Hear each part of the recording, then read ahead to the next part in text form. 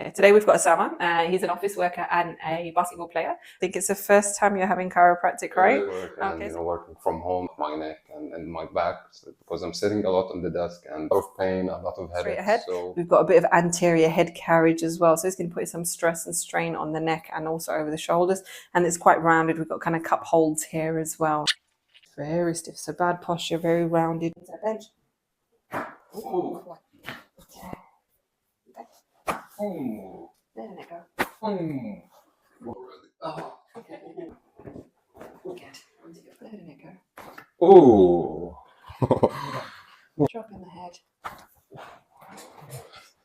You okay? Yeah, I'm a bit lightheaded. A lot loose. Roll your shoulders. With the shoulders. Good. Wow, this is magic, honestly.